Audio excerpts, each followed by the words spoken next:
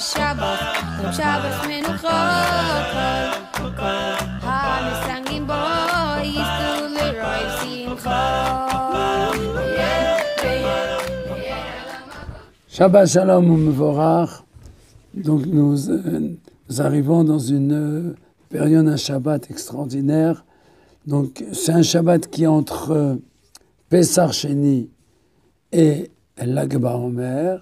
Ces deux grands jours extraordinaires du calendrier juif qui se trouvent tous dans le mois de Iyar. Et Pesach Sheni est lié avec Rabbi Meir Baal HaNes. Et donc c'est le Shabbat qui est au milieu, donc c'est lui qui fait la jonction entre ces deux Shabbats-là.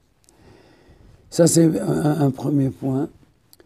Et nous sommes dans un Shabbat où on parle de la Sfirat HaOmer, puisque dans le Shabbat Parashat Emor, la Torah nous ramène toutes les fêtes et nous dit que le lendemain de Pessah, il faudra compter 7 semaines pour nous préparer au don de la Torah. Alors Pesach Sheni, qu'est-ce que c'est? C'est que chez nous, il n'y a jamais c'est jamais perdu. Même si quelqu'un était loin du Beth Amikdash, et pire, s'il était impur, il a toujours la possibilité de rattraper le sacrifice de Pessah qu'il n'a pas fait et de faire un deuxième Pessah. Ça veut dire que ça vient d'un niveau beaucoup plus haut, même que le premier Pessah.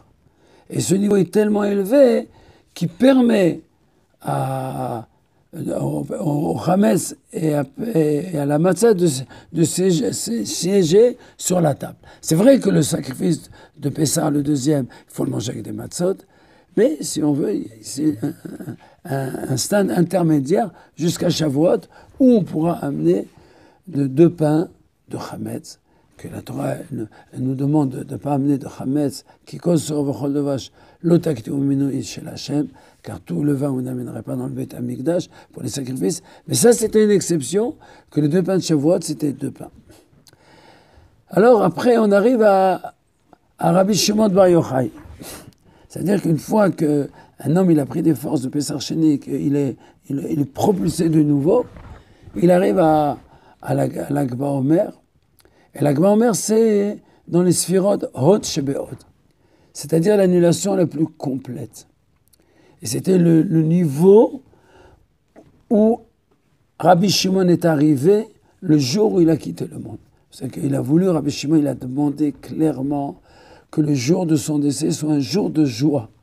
Et qu'on le fête, comme on dit que d'une manière générale, la mort des tzadikim, c'est quelque chose de triste. Mais là, il y a une exception parce que Rabbi Shimon Bar Yochai lui-même, il a dit que c'était un jour de joie et qu'il a demandé qu'on fasse un jour de joie de ce jour-là. Parce qu'en réalité, le niveau de Rabbi Shimon Bar Yochai, c'était de dévoiler la pnimiut, la profondeur qui est dans la Torah.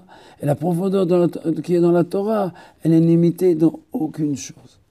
Et d'ailleurs, avec quel mot Rabbi Shimon Bar Yochai a quitté le monde?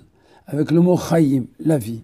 Pour nous dire que quand on est attaché avec le pnimiut à Torah, avec le profond de la Torah, avec l'essence de la Torah, alors on est complètement dans la vie et la mort n'existe plus. Donc je voudrais lier ça avec la paracha. La paracha de la semaine, elle nous dit « Emor ve'amarta ».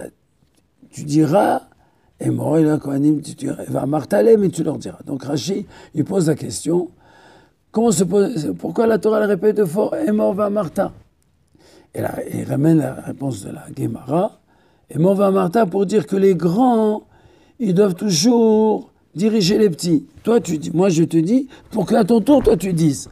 Tu ne dois pas laisser les petits faire ce qu'ils veulent. Non, tu as un devoir d'éducation, tu as un devoir de les mettre sur les rails de la Torah. Ça, c'est notre devoir, et toujours d'une manière agréable, puisque vous savez très bien que la différence entre Amira et Dibour, Samira, c'est avec une parole douce, et Dibour, c'est dur. Mais quand toi, tu parles au Ktanim, ça doit être avec Amira. C'est-à-dire, tu dois leur montrer la beauté qu'il y a dans la Torah. Et alors, le rabbi, dans une sikha, il explique qu'on peut extrapoler ça au monde, le petit monde qui est l'être humain.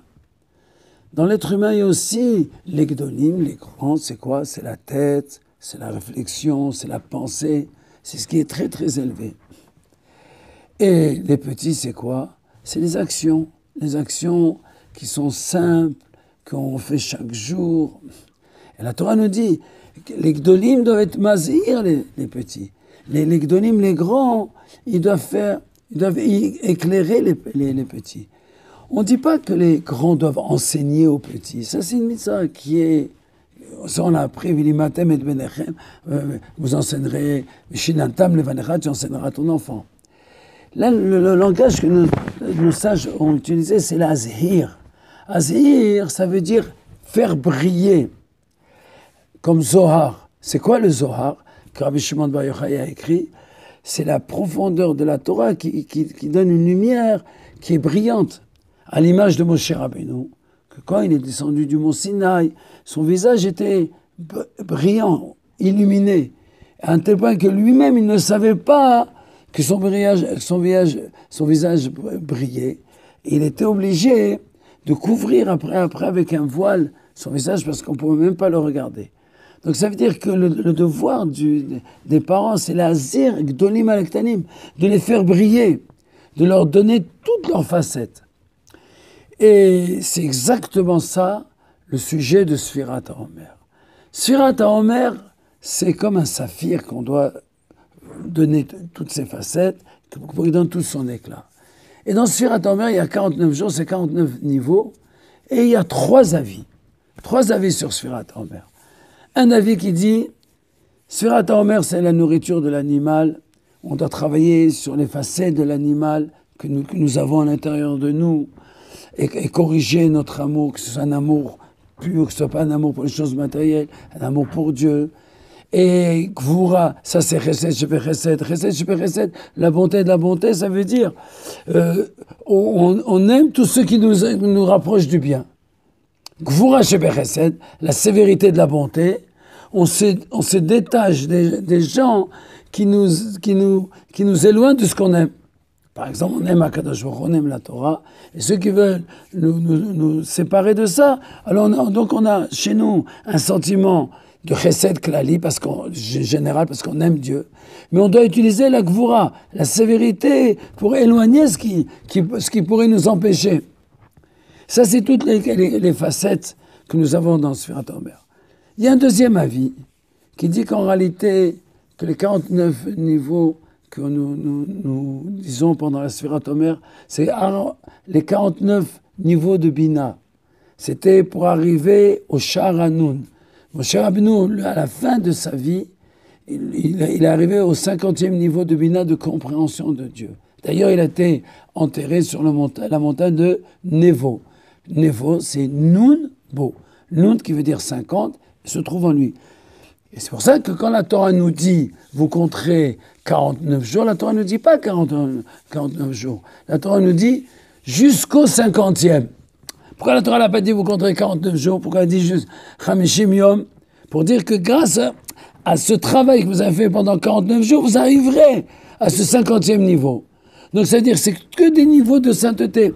Ça, c'est un deuxième niveau qui est écrit dans la Chassidoute. Mais il y a un troisième explication de Sfirat HaOmer, que c'est les deux à la fois. C'est-à-dire qu'on travaille avec notre corps, et c'est grâce à ça, on travaille avec notre neshama en même temps. Et c'est ça, hein, les Azir Gdolim Alaktanim, que les grands ils doivent faire briller les petits grâce au travail qu'on fait avec nous-mêmes et qu'on s'approfondit pour se rapprocher de Dieu. Et que ça va nous amener au Sha'ar HaNun, à Shavuot, on va recevoir la Torah, que Dieu va se dévoiler à nous. Chag Sameach, bonne fête, bonne préparation aux grands événements de Lag BaOmer et de Shavuot. Tiens-nous dans la joie et l'allégresse. Shabbat Shalom.